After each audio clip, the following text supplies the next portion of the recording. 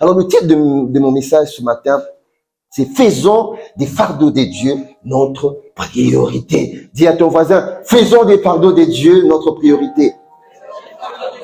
Dis-le bien, faisons les fardeaux des dieux notre priorité. Bien aimé, les fardeaux des dieux, c'est cette sémence-là que le Seigneur a entre ses mains. Alors, tu vas répéter avec moi. Dis, Seigneur, voici ma matrice spirituelle.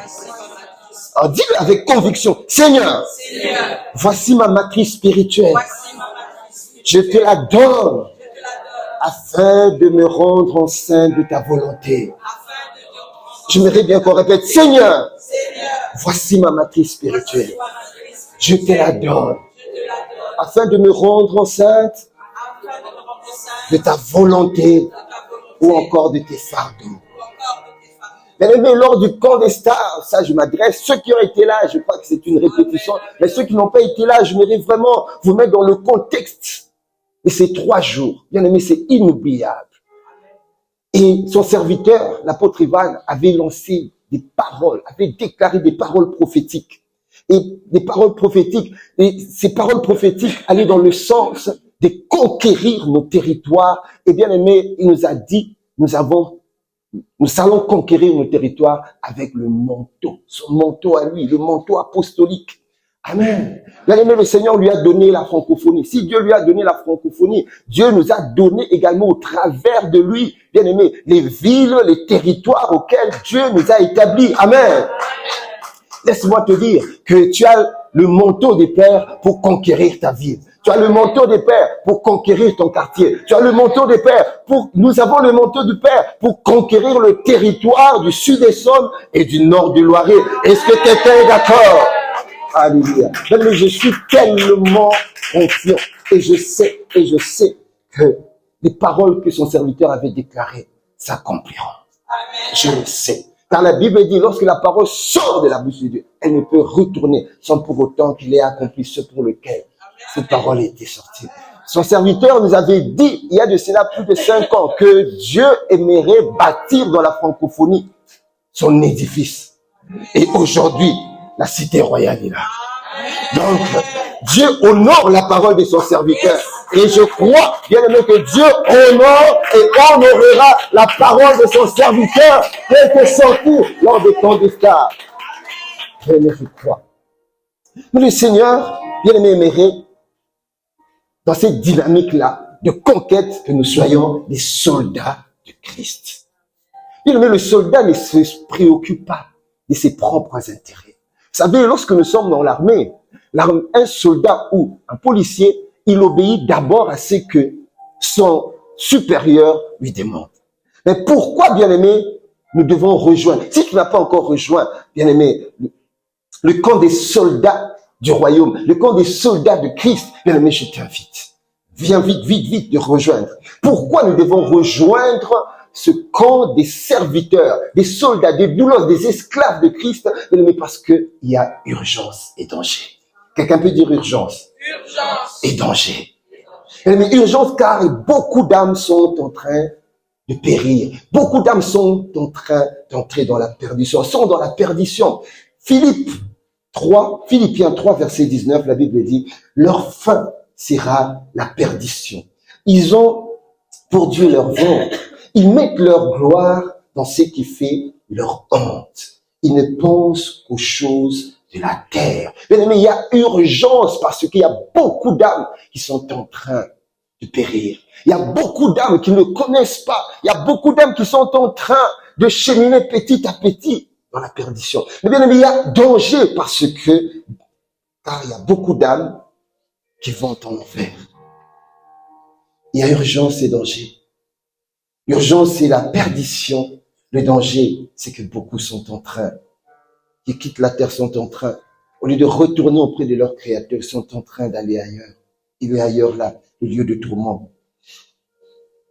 La Bible dit dans Hébreux 4, verset 1, « Craignons donc ». Le livre d'Hébreux s'adresse à toi, s'adresse à moi, s'adresse à nous tous qui devons être des soldats de Christ ou des ambassadeurs plénipotentiels représentant les intérêts du gouvernement céleste. Hébreux 4, verset 1, la Bible dit, craignons donc, tandis que la promesse d'entrer dans son repos subsiste encore. Qu'aucun de vous ne paraisse être venu trop tard. Tu dis craignons. Autrement dit, le Seigneur est en train de dire, les amis, vous devez craindre. Parce que l'enjeu, ce qui se joue, ce n'est pas l'enjeu de 50 ans, de 500 ans. L'enjeu, c'est l'éternité. C'est lui qui ne se réconciliera pas à Dieu. C'est fini pour lui. C'est pour l'éternité. C'est à l'infini, à perpétuité, qui sera éloigné de Dieu. C'est ce qu'on appelle la seconde mort. Alors, dans mes recherches que j'ai pu faire sur Internet, j'ai des statistiques de 2013, nous allons les voir. Quelques statistiques recueillies sur le nombre de morts en secondes, en minutes, en heures, en jours, en mois et en années. Mais regardez, pourquoi Dieu nous dit craignons? Parce qu'il y a beaucoup qui sont en train de périr. Beaucoup. Si nous ne faisons pas des fardeaux de Dieu notre préoccupation, regardez ce que ces recherches nous donnent. Alors, il est dit 1,9 morts, il y a 1,9 morts par seconde. Donc, moyennement, il y a 2 morts par seconde. Donc, quand il y a à 1 seconde, il y a 2 personnes dans le monde qui meurent. À 1 seconde, il y a 2 personnes dans le monde qui meurent. Alors, il y a 114 morts par minute. 60 secondes, il y a à peu près dans le monde une moyenne de 114 morts. Et dites-moi, demandez-moi, par heure, 1 heure, il y a à peu près 6840 morts. Et qu'en est-il d'une journée? En une journée, il y a en moyenne dans le monde 164 160 morts par jour. Et combien y a-t-il de morts par mois? Et par mois, les statistiques nous disent qu'il y a à peu près 5 millions de morts par mois. Lorsque nous faisons un mois, il y a une moyenne à peu près de 5 millions de morts dans le monde. Et en une année, et ça c'est les statistiques de 2013, alors qu'en est-il de 2024, donc il y a de cela à peu près 10 ans, il est dit qu'il y a à peu près 59 millions de morts par an. Ma question, par rapport à ces statistiques, à chaque décès, quand on va enterrer ces personnes, combien ont connu Jésus, combien retournent à la mère patrie et combien vont dans le lieu de tourment. Alors bien aimé, c'est important, le Seigneur aimerait et Dieu te demande, me demande à moi de faire de ces fardeaux à lui notre préoccupation. Je ne sais pas quelle est ta préoccupation. Lorsque tu t'es levé le matin, lorsque nous nous levons le matin, nous avons nos agendas. Mais Dieu a son agenda également. Nous avons nos programmes à nous, Dieu a son programme. Nous avons nos projets à nous, Dieu également a son projet. Amen. Alors, j'aimerais te dire, il faut que ta vie à toi et ma vie à moi, nos vies à nous, bien aimés, soient des bateaux de sauvetage et non du pavillon de complaisance. Il faut que ta vie soit un bateau de sauvetage. Là où quelqu'un qui est en train de se perdre, là où quelqu'un qui est en train de voir sa vie dévier, là où quelqu'un est en train de voir sa marche dans le monde, cheminer dans une voie, sur le grand boulevard, comme la Bible dit, qui l'amène à la mort. Il faut que ta vie à toi soit comme ce bateau qui le sauve, qui l'arrache de la mort. Vous savez, le monde auquel nous sommes en train de vivre va très mal. La Bible dit, rachetez les temps car les jours sont mauvais. Et ce qui atteste cette parole au 21e siècle et en 2024, bien aimés, ce sont nos écrans, ce sont nos chaînes de télé que nous suivons, qui nous donnent une moyenne de résumé de ce qui se passe de par le monde. Bien aimés, le monde va mal. Le monde va mal. Qu'est-ce que nous voyons, tant dans les émissions que dans les informations? Des personnes en dépression, la peur, les assassinats, la violence. Bien aimé, la violence est devenue monnaie courante, c'est partout. Les rivalités entre États, des guerres. Mais laisse-moi te dire, ce matin, que tu es la solution à ce cri de l'humanité. Alors, j'aimerais te dire que tu es la solution au cri de l'humanité. Tout ce que nous sommes en train d'entendre, mais c'est en réalité l'humanité qui est en train de crier. Ils ont vu Jésus faire des choses. À l'époque de Jésus, lorsque Jésus était venu, il y avait tout ça. Et Jésus était venu introduire l'ordre divin. Alors, tu es le successeur de Christ pour introduire l'ordre divin, pour apporter la vie là où il y a la mort, la paix là où il y a le désordre.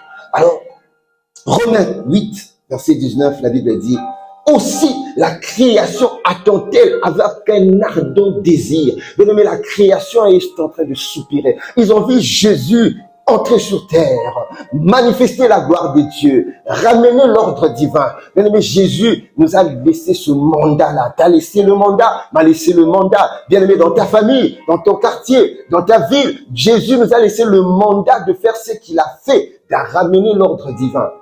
Ils sont en train de lever la tête, la création. Où sont les successeurs de Jésus? Est-ce que tu peux dire, je suis un successeur de Christ? Ah, dis-le bien, je suis le successeur de Jésus. Bien-aimé, tu as la lourde responsabilité. Je me souviens encore, je crois il y a de cela 3 ou 4 ans, j'ai un oncle, je crois que c'était pendant le Covid, il était entré dans le coma. Et on avait l'habitude de l'annoncer la parole. Comme je dis, nous devons être des bateaux de sauvetage. Ça, tu peux pas être des pavillons de complaisance qui vont faire juste le tourisme. Vous savez, il y a des bateaux qui font que le tourisme. Non, toi, tu dois être un bateau de sauvetage pour sauver les perdus, sauver des personnes qui sont en détresse. Il y a beaucoup de détresse. Certains, leur détresse les amène à la mort. Et nous sommes, nous, familles, allez, avec un désir de pouvoir annoncer l'évangile au chevet de sa vie. Mais il ne pouvait plus parler. Alors, bien-aimé, la décision que j'ai aujourd'hui, c'est de pouvoir annoncer l'évangile autant que je peux et quand je pourrai. Mais la décision que tu dois également faire, c'est parce que tu ne sais pas. Comme je disais, l'enjeu qui se décide après la vie sur la terre, mais c'est l'enjeu de l'éternité. Et toute personne, quel que soit ce qu'il est, a un vide quand il n'a pas encore donné sa vie à Christ, qui s'appelle Christ. Et beaucoup sont en train de chercher à combler ce vide par l'alcool, par le sexe, par l'occultisme, par la magie, par le Dieu maman, par l'argent, par le business. Mais on ne peut pas combler ce vide-là par toutes ces choses, si ce n'est par Christ Jésus. Mais cet épisode, c'est ce que je viens de vous raconter de ma vie avec un de mes parents, me ramène à ce que la phrase de Mardochée s'adressant à Esther, dans Esther 4, verset 14. Mardochée s'adressant à Esther, il pouvait dire, car si tu te tais maintenant, sache-le, le secours et la délivrance surgiront d'autre part pour les Juifs, et toi et la maison de ton père, vous périrez. Laisse-moi te dire, si tu n'annonces pas l'évangile à ta famille, si tu n'annonces pas l'évangile à tes amis, si tu n'annonces pas l'évangile à toutes les personnes que Dieu a mis tout autour de toi, Dieu suscitera d'autres personnes. Mais je prie que Dieu ne suscite pas d'autres personnes, mais que tu sois la personne idéale, parce que tu es la bonne personne. Dieu t'a suscité au bon moment, et c'est la bonne saison, et tu es au bon endroit. Bien-aimé, ne laisse pas quelqu'un d'autre faire ce que Dieu avait prévu que tu fasses. Alors, cette même parole de ne pas te taire nous trouve deux fois endormis. Nous occupons de nos propres besoins, de nos propres occupations et de nos propres préoccupations. Alors, en préparant ce message, il y a une question que le pilote du navire ou bien le capitaine du navire où se trouvait Jonas, rappelez-vous l'histoire de Jonas, alors que Dieu lui a dit, va à Ninive pour annoncer l'évangile. Ninive aujourd'hui c'est Bagdad. Non, Mossoul. Ninive aujourd'hui c'est la ville de Mossoul. Il quitte Israël, Dieu lui dit, va à Mossoul aujourd'hui ou à Ninive pour annoncer l'évangile. Il y avait 120 000 hommes qui ne savaient distinguer ni leur gauche ni leur droite. Alors lorsque j'ai étudié, j'ai dit, Seigneur, comment expliquer qu'à Ninive, tu n'as trouvé personne? 120 000 personnes, Seigneur. Tu n'as trouvé personne pour susciter dans ces 120 000 personnes une personne qui pouvait annoncer l'évangile. Tu as dit non, la personne que j'ai trouvée, c'est en Israël, Jonas. Mais je voudrais te dire, bien-aimé, Dieu t'a suscité, toi et moi. Nous sommes venus des pays lointains. Dieu nous a suscité pour venir. Notre Ninive, c'est ici. Et quand notre Ninive, c'est le sud des sols. Notre Ninive, c'est le nord du Loiret. Mais notre Ninive, c'est ce territoire. Mais ne te trompe pas. Tu n'es pas là par hasard. Le hasard n'existe pas parce que nous sommes des tueurs des hasards. Mais Dieu nous a suscité ici. Dieu nous a amenés ici parce qu'il y a plus de 120 000 hommes comme à Ninive. Et j'ai regardé les statistiques du sud des sols. Il y a à peu près 55 000 habitants auxquels Dieu a suscité pour que nous élevons également notre voix. Mais regardez ce que le capitaine du navire avait dit. Dans Jonas 1, verset 6, il dit, le pilote s'approcha de lui et lui dit, pourquoi dors-tu? Bien-aimé, Dieu est en train de te dire, il est en train de nous dire, pourquoi dormir? Dormir, c'est faire comme si nous ne sommes pas des ambassadeurs. C'est comme un ambassadeur qui a été mandaté, affecté dans un territoire. L'ambassadeur est en train de faire des visites. Tour Eiffel. Il est dans les restaurants. Il est en train de visiter les mosquées. Il est en train de visiter des musées. Il est en train, l'ambassadeur est en train de faire toute autre chose que son pays d'affectation l'avait mandaté. Et ça s'appelle dormir. Bien aimés, nous sommes des ambassadeurs. Dans 2 Corinthiens 5, verset 20, le Seigneur dit, nous faisons fonction d'ambassadeurs de Christ. Tu es un ambassadeur plénipotentiel représentant les intérêts de la mère patrie dans un territoire lointain qui s'appelle la terre, pour représenter le Seigneur afin de réconcilier le monde avec Christ, parce que le monde est séparé de Dieu. Pourquoi dors-tu? Ça, c'était la parole du capitaine. Bien aimé, le pourquoi dors-tu en grec, en hébreu, parce que c'est dans dans l'Ancien Testament, c'est rada, qui veut dire étourdissement, être inconscient, être profondément endormi. En réalité, Jonas était profondément endormi en dessous du bateau. Mais profondément endormi pour toi et pour ton voisin si on n'agit pas dans le sens d'avoir les fardeaux, de faire des fardeaux de Dieu notre préoccupation, c'est de nous occuper de nos occupations à nous, d'être des hommes et des femmes d'affaires de nos propres business. Mais le Seigneur aimerait te dire ce matin qu'il aimerait que tu sois homme et femme d'affaires de son business à lui. Le business de Dieu, c'est d'aller, c'est de Jean 3,16, car Dieu a tant aimé le monde qu'il a donné son propre fils afin que les quiconque ne périssent. C'est ça le business de Dieu. C'est ce qui fait battre le cœur de Dieu. Seigneur, accorde-nous la grâce. Accorde-nous la grâce. Alors le Seigneur aimerait que nous ne puissions pas nous taire et que nous ne puissions plus dormir. Ne donne pas sommeil à tes yeux ni assoupissement à tes paupières. Mais dis la parole. Pendant bien aimé, les 3 jours que nous avons passés au camp des stars, il y a quelque chose de merveilleux que l'apôtre avait dit. Un verset que j'aimerais bien. Je répète ce verset. Il est écrit dans Proverbe 21, verset 13. Il a dit, c'est lui qui ferme son oreille au cri du pauvre, criera lui-même et n'aura point de réponse. Mais si tu fermes tes oreilles, cela veut dire, si tu n'entends pas les cris du Macédonien qui est en train de crier, la Bible dans une vision, qu'il criait au secours. Et Paul a été celui dont Dieu avait suscité pour sauver les Macédoniens. Mais est-ce que nous entendons les cris de l'unique Éthiopien? L'unique Éthiopien, c'est cet homme qui était en train de lire la Torah, mais il ne comprenait pas. Mais il y a beaucoup de religieux dans le territoire où Dieu nous a établis. Beaucoup de ceux qui disent « je suis croyant », mais qui sont en réalité des religieux. Dieu n'a jamais créé la religion. Dieu n'est pas venu créer la religion. Il est venu établir un gouvernement, un royaume. Seigneur, accorde-nous la grâce. Accorde-nous la grâce. Ce cri-là, il y a autant des Macédoniens, il y a autant des familles comme la famille de Corneille et toutes ses amies qui n'attendent que toi, qui n'attendent que moi, dans le territoire géolocalisé, le sud des sols et le nord du Loiret, que Dieu nous a mandatés pour être le sel de ce territoire et la lumière de ce territoire. Laissez-moi vous dire que la ville des temples a 26 000 et quelques habitants. Nous devons travailler déjà pour donner la dîme de cette ville. C'est combien la dîme de la ville dans 26 000 habitants? 2600. C'est à cela déjà que nous devons commencer. Parce que chacun de nous doit donner, déjà la dîme de ta journée, c'est 2h40 pour les 24 heures. Nous devons donner la dîme de la vie. Tant que nous n'avons pas encore atteint la dîme de la vie, bien aimé, c'est comme si nous avons encore une dette de Dieu. Parce que si tu es payé, si tu as des revenus, Dieu dit, le 1/10 n'est pas à nous. Le 1/10, c'est à lui.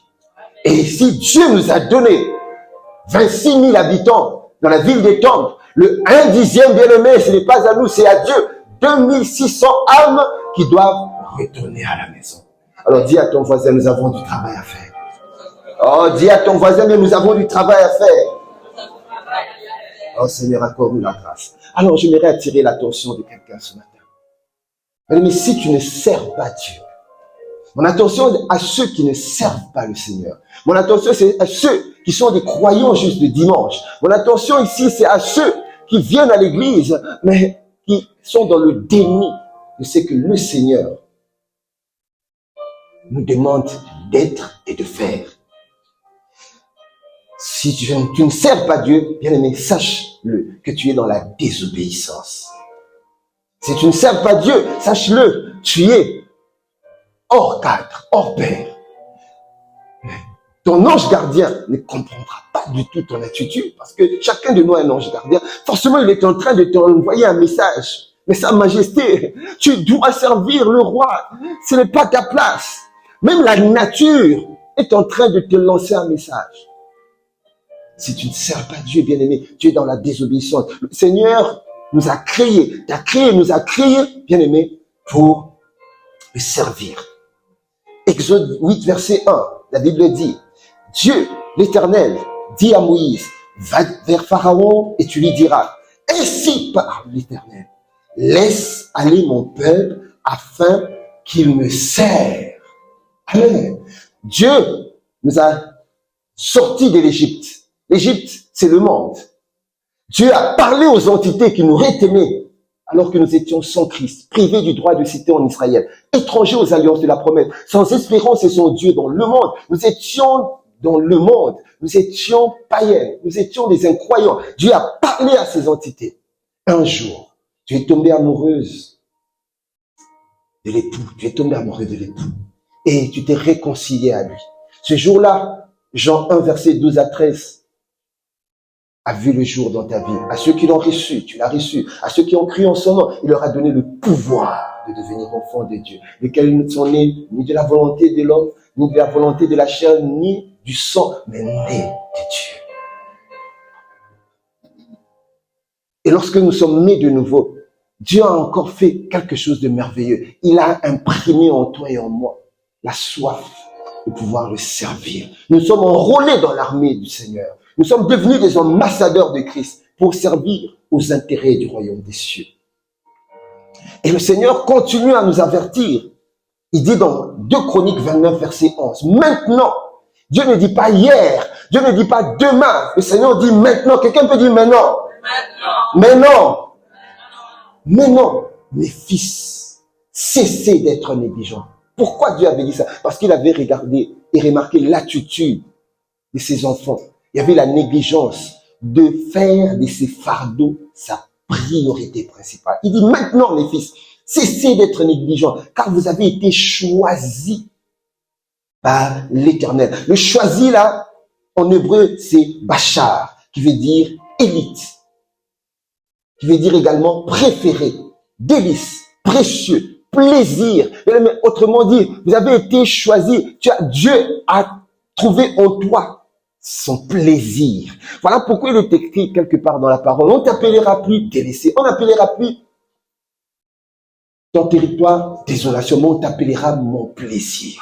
Pourquoi? Lorsque Dieu te regarde, il voit Christ en toi et il prend plaisir.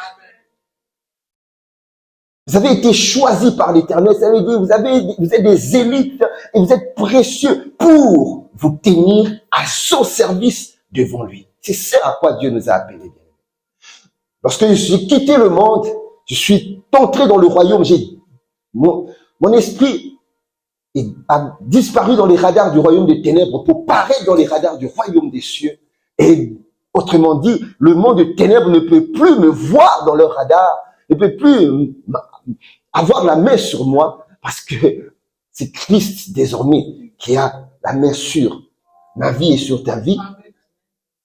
Il dit, c'était pour se tenir à son service, et il continue, pour être ses serviteurs et pour lui offrir des parfums.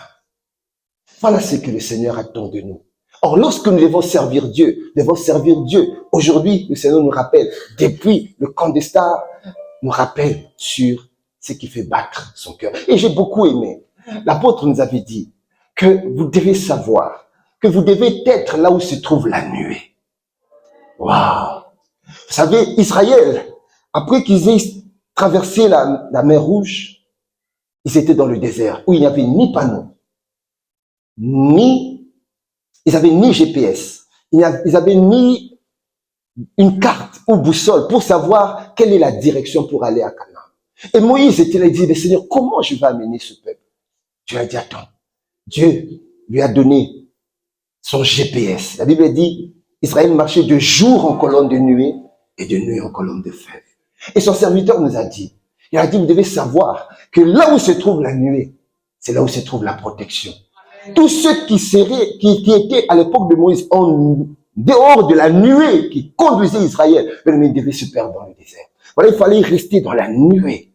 Il fallait rester sous cette nuée-là, tant de jours, et que la nuée du feu de nuit. Il est important que nous comprenions quelle est la nuée de l'actualité ICC présentement. Mais cette nuée-là que le Seigneur nous a donnée dans la bouche de son serviteur, c'est de pouvoir entrer dans la direction de pouvoir être des gagneurs d'âme.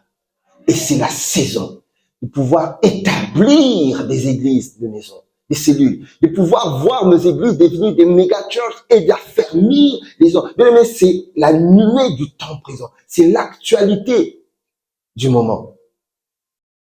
Mais le Seigneur te demande quelque chose. Dis à ton voisin, Dieu me demande quelque chose. Répète-lui encore, Dieu te demande quelque chose. Alors écoutez ce que Dieu nous demande. Dans Deutéronome 10, verset 12. Il dit encore, maintenant, autant dans 2 Chroniques 21, verset 11. Le Seigneur disait maintenant, ce qu'il nous demande également aujourd'hui, il le dit maintenant. Deutéronome 10, verset 12, il est écrit, maintenant Israël, que demande de toi l'Éternel, ton Dieu? Si ce n'est que tu craignes l'Éternel, la première des choses, crains Dieu, ton Dieu, afin de marcher dans toutes ses voies. Et la deuxième des choses, d'aimer et de servir l'Éternel, ton Dieu, de tout ton cœur et de toute ton âme. Voilà ce que Dieu te demande. Voilà ce que Dieu nous demande. Mais Dieu nous demande de l'aimer et de le servir. Oh Dieu, accorde-nous la grâce. Alors, j'ai pu tirer 4 choses qui doivent faire de nous, qui doivent faire que nous ayons le fardeau de Dieu comme notre priorité principale. La première des choses, c'est sois un gagneur d'âme. Dis-moi, sois un gagneur d'âme. En répétant encore, sois un gagneur d'âme. Oui, nous devons être des gagneurs d'âme. Et le modèle de gagneur d'âme dans le Nouveau Testament, à part Jésus, c'est l'apôtre Paul. Mais cet homme était dévoué à l'évangile. Cet homme était passionné. Il avait même donné sa vie désormais pour l'évangile. Il ne vivait que pour ça. Il ne vivait que pour les âmes. Ce à quoi le Seigneur nous demande aujourd'hui, il y a de cela 2000 ans, que cet homme avait ce même fardeau que le Seigneur est en train de nous dire, d'avoir le même fardeau. Et le Seigneur aimerait que nous également, en 2024, nous puissions imiter ce grand frère dans la foi. 1 Corinthiens 11, verset 1, la Bible dit, soyez, c'est Paul s'adressant aux Corinthiens, il dit, soyez mes imitateurs comme je le suis moi-même de Christ. Waouh! Paul, c'est qu'il a fait.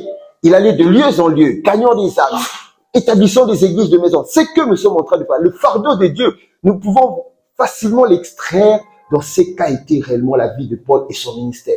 Cet homme, il a énormément évangélisé. Il a eu 4 voyages missionnaires pour à peu près une 40aine de villes et de villages, parce que j'en ai dénombré dans mes études. Il dit, soyez mes imitateurs comme je le suis de Christ. Alors, la question est de savoir, comment Paul a-t-il été imitateur de Christ? La parole nous répond. Dans Luc 8, verset 1. Ensuite, Jésus allait de ville en ville, de village en village, prêchant et annonçant la bonne nouvelle du royaume, la bonne nouvelle de Dieu, du royaume de Dieu. Jésus est notre premier modèle de gagneur d'âme, qui est la toute première chose auquel nous devons faire du fardeau de Dieu notre priorité principale. Rappelle que nous avons dit, Seigneur, nous te donnons notre matrice spirituelle. Rends-nous enceinte de tes fardeaux. Bien-aimé, ce matin, je déclare et décrète que tu sortiras enceinte des fardeaux de Dieu. Ah oui, je déclare et décrète que tu sortiras enceinte des fardeaux de Dieu. Alléluia. Seigneur. Alors, donc, si Paul devait imiter Jésus, il a imité Jésus en regardant comment Jésus faisait. Il allait de village en village. Alors, il n'allait pas seulement de ville en ville pour chercher des gens comme des Matthieu, des collecteurs d'impôts, des gens qui ont étudié. Mais il allait également dans les villages, des personnes qui n'ont pas étudié, comme des pierres. Dieu aimerait que nous puissions aller dans des villes, des villages, dans des coins même reculés, parce qu'il y a forcément des personnes retranchées de la société, comme le fou de Gadara, qui était typiquement retranché de la société, parce que il était plus admis à cause des oppressions qu'il avait. Mais il y a beaucoup d'hommes, beaucoup de femmes, beaucoup de gens qui sont, pour certains, retranchés de la société à cause de leurs conditions sociales, à cause de leurs conditions humaines, à cause d'une particularité auquel le monde les a blacklistés. Dieu aimerait que nous allons vers ces personnes. Dieu aimerait que nous allons vers ces personnes. Paul lui-même, qui est notre modèle, sa vie était centrée sur le salut des âmes. J'aime bien ce verset. Dans Romains 1, verset 16, la Bible dit, car je n'ai point honte de l'évangile. Répète après moi, je n'aurai pas honte de l'évangile. Je n'aurai pas honte de l'évangile. J'irai de ville en ville, de village en village, de quartier en quartier, pour annoncer l'évangile, comme mon grand frère Paul. Paul dit, je n'aurai point honte de l'évangile. C'est une puissance de Dieu pour le salut de quiconque croit. Mais l'évangile, lorsque nous l'annonçons, c'est une puissance plus que la bombe atomique. C'est une puissance. Le Seigneur le confirme. Des Juifs, premièrement, puis des Grecs. Qui dit des Grecs, ce sont les gentils, les non-Juifs que nous sommes. Car je suis fier de l'évangile. Paul a été fier d'annoncer l'évangile. C'est la puissance de Dieu par laquelle il sauve tous ceux qui croient, les Juifs d'abord et aussi les non-Juifs. Et ce verset que j'aime bien, où l'apôtre Paul est en train de parler de lui, dans 1 Corinthiens 9, verset 16, s'adressant aux Corinthiens, il pouvait dire, si j'annonce l'évangile, cela n'est pas pour moi un sujet de gloire. Paul ne te tapait pas la poitrine pour dire, j'ai gagné autant d'âmes. J'ai sauvé autant d'âmes. Ce quartier, c'est moi qui l'ai gagné. Non. Il a dit, si j'annonce l'évangile, cela n'est pas un sujet de gloire pour moi. Car la nécessité m'en est imposée. Est-ce que tu peux dire, la nécessité me soit imposée? Seigneur, accorde-nous la grâce, que la nécessité nous soit imposée, Abba Père, que la nécessité nous soit imposée, Abba Père, que la nécessité nous soit imposée, Abba Père, que la nécessité nous soit imposée, Abba Père, que la nécessité soit imposée. Mais il faut que la nécessité te soit imposée. Mais c'est comment? Ce n'est pas qu'hier quelqu'un qui était en train de lui dire, il y avait quelque chose qui était en train de bouillonner au plus profond de lui. Aujourd'hui, il n'était pas tranquille. Aujourd'hui, il ne pouvait pas rester un moment sans pour autant qu'il ait à cœur une âme qu'il connaissait, une personne qu'il connaissait, ou bien un peuple qui sait qu'il était dans le ténèbre. Il a dit, car la nécessité m'en est imposée. Malheur à moi si je n'annonce pas l'évangile? Mais est-ce que nous pouvons implémenter les mêmes paroles que Paul? Qui peut dire malheur à moi si je n'annonce pas l'évangile? Nous sommes tellement indifférents. Nous vivons tellement notre quotidien de tous les jours, sans pour autant que nous puissions faire des fardeaux de Dieu notre priorité en parlant comme Paul. Mais il n'y avait pas seulement Paul. Il y avait ces deux disciples qui étaient très proches de Jésus. Parmi les trois que Jésus avait amenés, Pierre et Jean, qui sont également des suiveurs du Maître, ceux qui ont imité le Maître en annonçant l'évangile de Christ. Et nous le voyons dans Acte 8, verset 25, la Bible dit, après avoir rendu témoignage à la parole du Seigneur et après l'avoir prêché, Pierre et Jean retournèrent à Jérusalem en annonçant la bonne nouvelle dans plusieurs villages des Samaries. Seigneur, accorde-nous la grâce, comme tu as fait pour Pierre, comme tu as fait pour Jean, que nous également, que nous annoncions la bonne nouvelle du royaume dans plusieurs villages, dans plusieurs quartiers, dans plusieurs villes. Nous avons, dans l'agglomération du sud d'Essonne, plus d'une trentaine de communes. Plus d'une trentaine de communes. Et rappelez-vous, pour ceux qui connaissent un peu l'histoire, ceux qui suivent un peu notre parcours d'évangélisation dans l'Église, nous nous sommes dit, nous aussi, nous allons faire nos voyages missionnaires. Nous allons faire nos voyages missionnaires et Paul a eu 42 villes et villages dans 4 voyages missionnaires. Nous nous sommes dit, Seigneur, accorde-nous la grâce. Et notre bon vouloir et notre libre arbitre doit nous amener à un voyage missionnaire de plus de 20 villes et villages. On avait dit 25 villes et villages dans le sud des Sommes pour que nous puissions également aller des villes et villes annoncer l'évangile. Amen. Et je vais finir par cet homme, Philippe, qui était un disciple dévoué de l'évangile.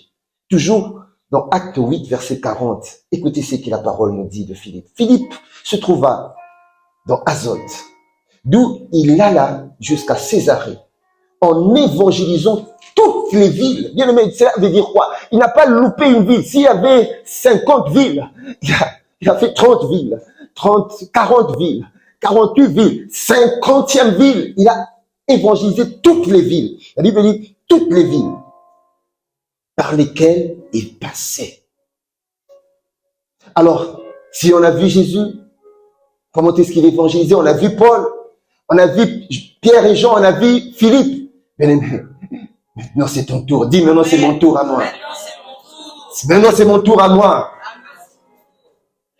En 2024, bien-aimé, toi et moi, Dieu aimerait que nous soyons enceints de ces fardeaux pour qu'il nous soit également dit, comme il a été dit de Jean, dans Jean 1, verset 6 à 7, il y eut un homme envoyé des dieux. Bien-aimé, toi et moi, nous sommes envoyés dans le sud de Essonne, le nord du Loiret, dans l'Essonne et en Île-de-France. Il y eut un homme envoyé des dieux. Son nom était Jean.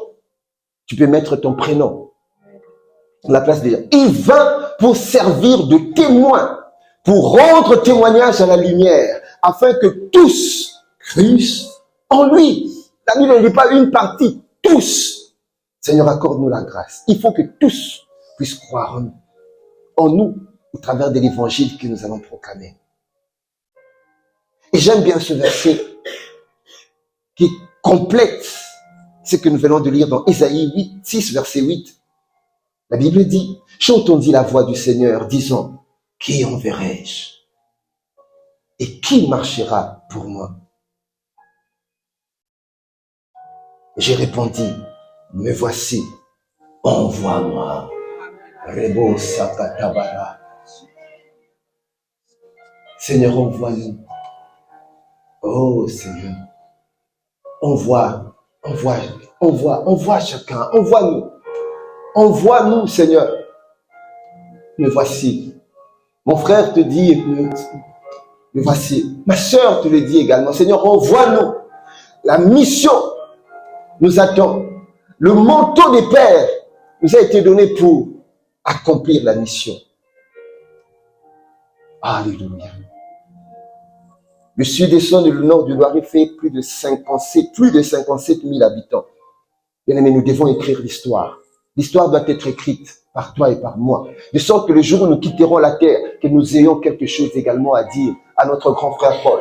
Il dira, moi j'ai fait 42 vies, 4 voyages missionnaires. Que nous également, que nous puissions avoir une histoire à lui raconter. Ézéchiel nous racontera de sa vie, un de ses points marquants de sa vie. Il avait transformé une vallée des ossements en une armée vivante. Et que toi également, que tu aies une histoire. Que tu ne sois pas embarrassé le jour où tu seras à côté de ces grands frères de la foi qui nous raconteront leur exploit. Que toi et moi, bien-aimés, que nous leur racontions aussi que notre vie sur terre avait compté. La deuxième des choses, c'est décide-toi, bien-aimé, de suivre, d'aider et d'affermir les âmes. D'affermir les âmes, c'est ce que Dieu avait dit à Pierre. Jean 21, verset 17.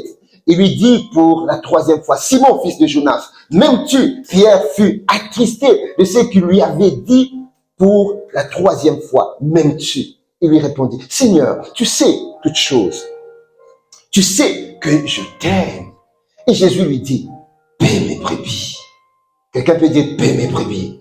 Alors, je suis allé voir en grec le mot paix, ça veut dire bosco.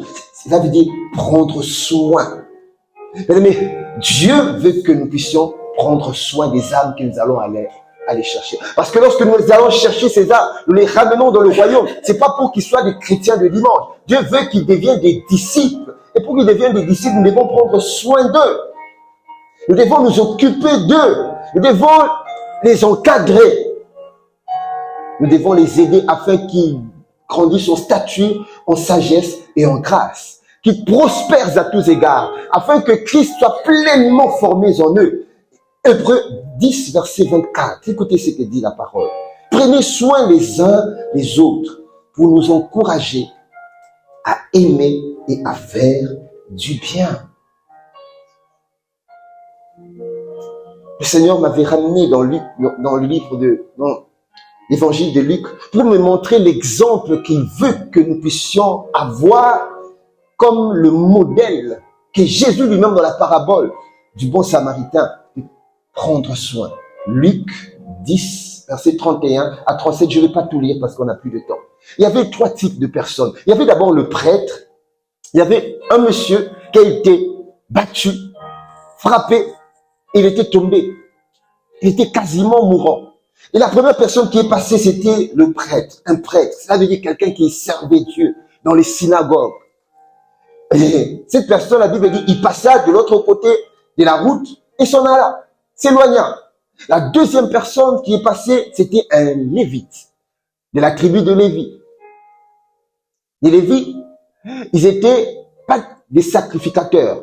Ils faisaient pas partie de la sacrificature de ceux qui avaient le seul droit de faire le sacrifice de la race d'Aaron. Mais eux, c'était comme des assistants des sacrificateurs.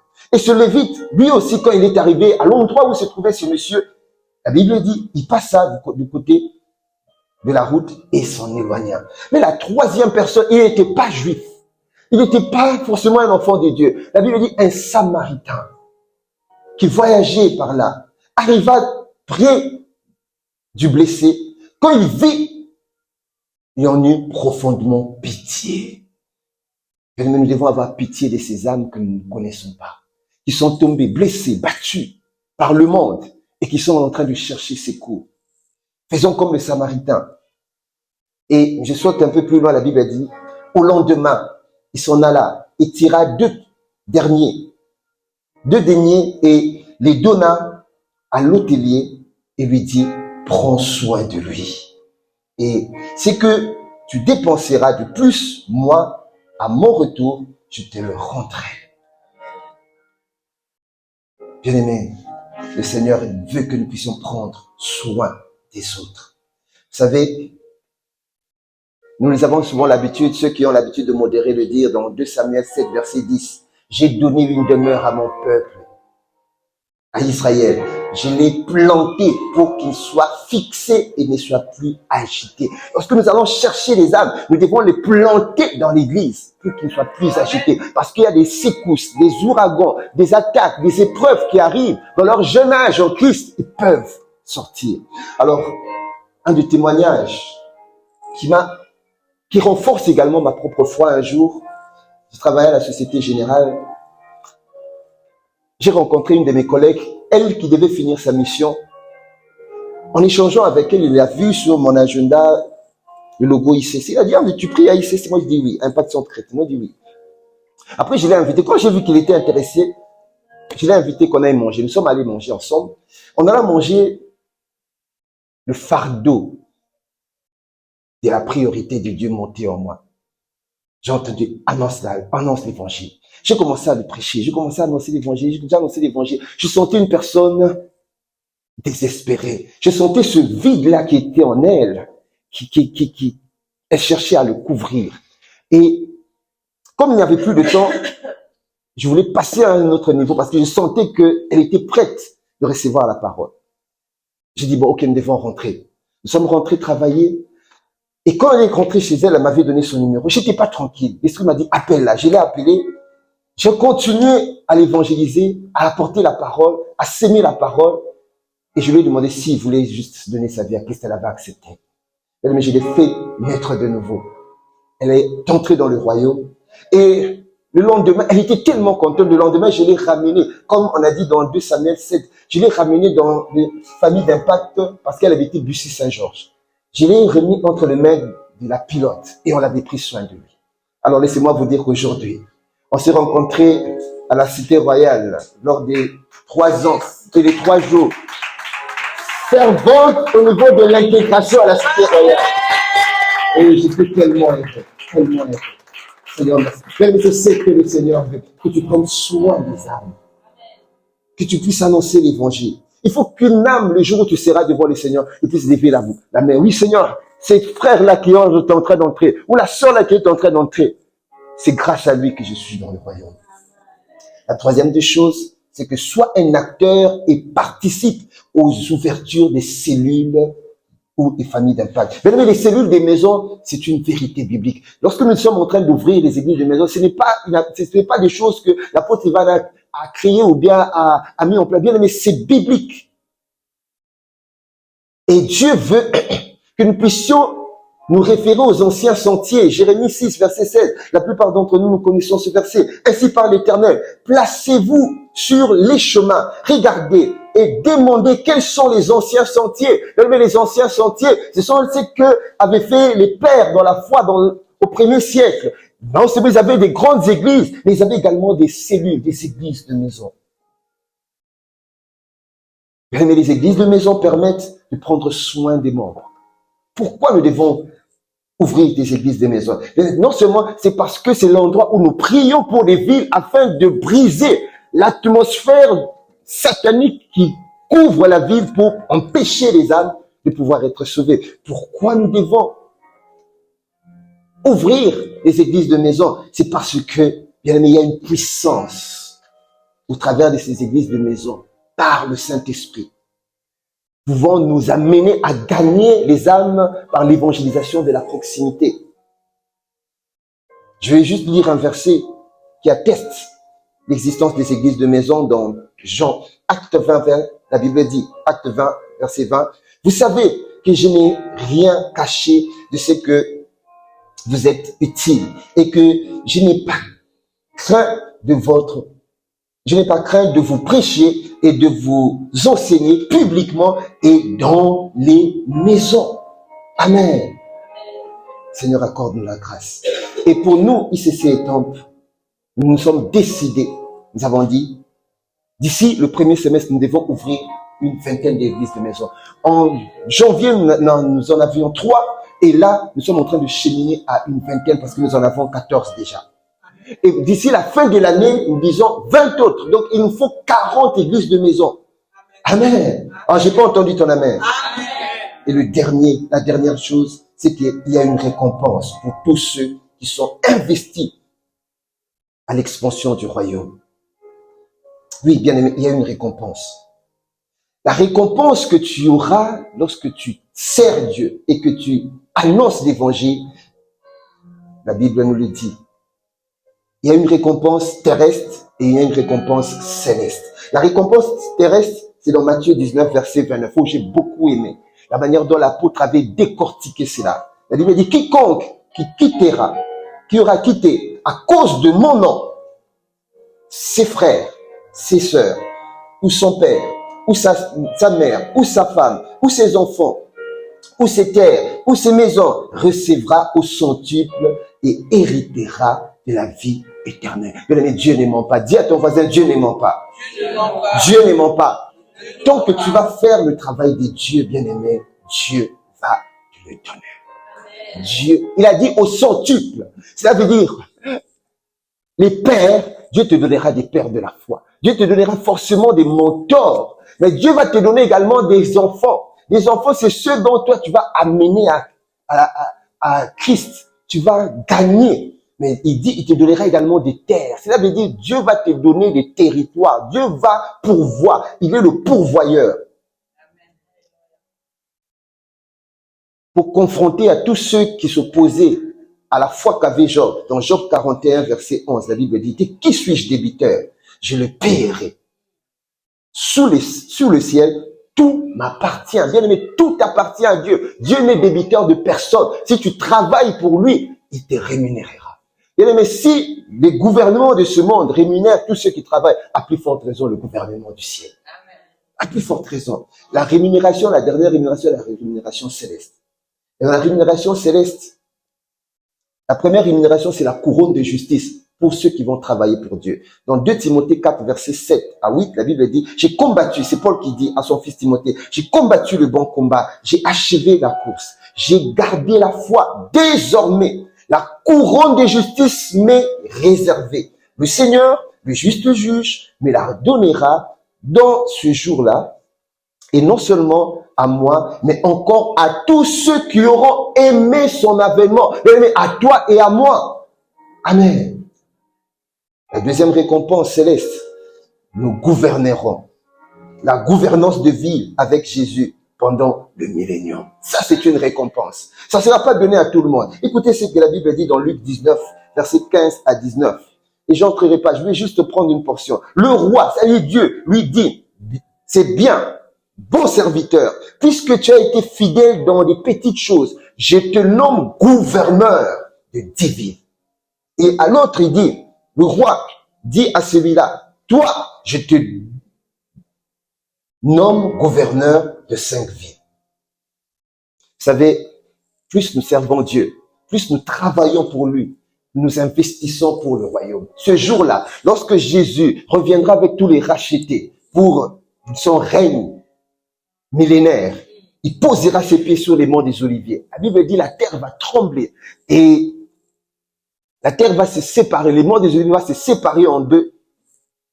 Et il y aura la vallée de Cédron, de Megillo, et ses enfants. Il va réunir tous ses enfants.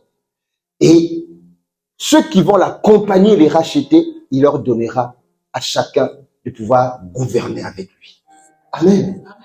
Quelqu'un m'avait demandé, mais pasteur, je comprends pas, mais quels seront les habitants de la terre, cette cohabitation? Moi, je lui ai dit, j'ai découvert que cette cohabitation avait déjà eu lieu.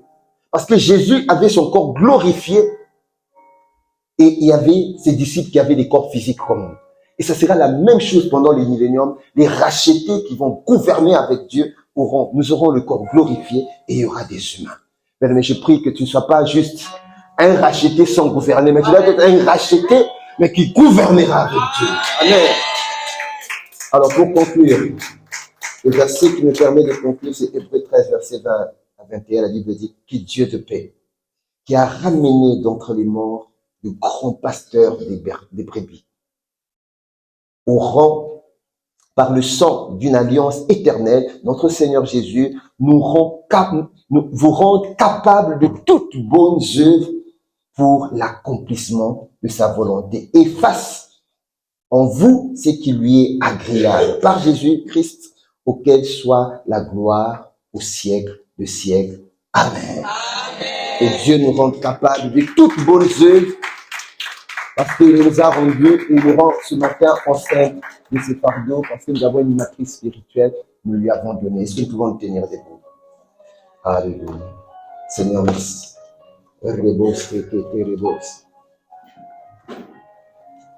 Comment ne pas te dire merci? Ce matin, tu viens de nous parler. Nous avons donné nos matrices spirituelles afin que tu nous rendes enceinte de ta volonté, enceinte de tes fardeaux. Seigneur, accorde la grâce. Que cette parole soit imprimée au plus profond de nos cœurs. Et que, comme tu nous as dit, tu nous donnes la capacité, tu nous rends capables désormais que nous puissions être de ceux qui répondent aux cris de l'humanité et suivre les modèles de Père. Que toi seul sois honneur et gloire. Nous t'avons ainsi prié dans le nom de Jésus le Christ.